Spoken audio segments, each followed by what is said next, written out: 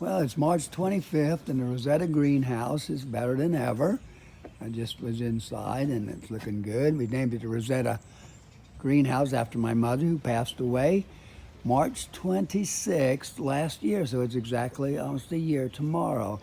And it's named after her because she loved flowers, and she always wanted a greenhouse, but never was able to get one, so we named it after her. But all the green plants that we have, we are in a rural area, urban area, very urban. And so we have a smaller greenhouse. We couldn't have a big one. Notice the flowers here in March already growing in the greenhouse. Those are Vicky's. We got carrots coming up. Here are those carrots that I got from Ukraine. They're starting to come up. They're going to get huge, long carrots. I put this in about 2 weeks ago now, 2.5, and it's growing really good. That's what's nice about these greens. These are all lettuce blend, and in a month you can have greenery. Every month you can have a nice green shower of plants just by planting those. Strawberries, of course, are coming up very nicely. The blooms already coming in. We have more strawberries there. Okay, and then the kale. The kale is doing really excellent. We have lots of it. And then the radishes in the back.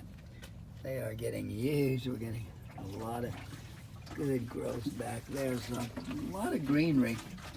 And then these onions I grew this winter because I knew it was going to get cold. And these are leeks. Now, leeks are a lot different than onions. They're used in Europe more than they are in the United States, actually. Take a little while to grow, but they'll grow in the winter. They're really hardy plants. So if you want a winter crop, leeks, they're like an onion, but they're much sweeter. Very good tasting, actually. So that's the greenhouse. And winter, it's gone through about 4 to 5 different frosts. And I had these batteries up here, but I said before I use car batteries, and I don't recommend car batteries because sometimes when I was running the heater this winter on the batteries, the light would come on here because this little charge controller makes sure that the battery don't overcharge or undercharge.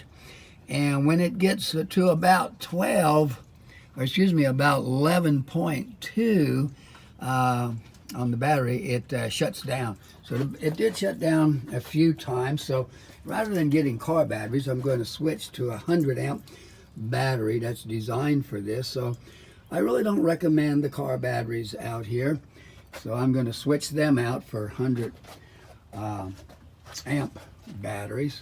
And that makes quite a difference. That's more for homesteading, things like that, and having your own solar.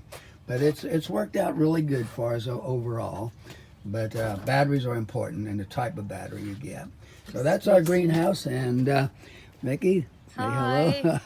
So, I'm watering. Yes, thanks to Vicky for watering all the plants.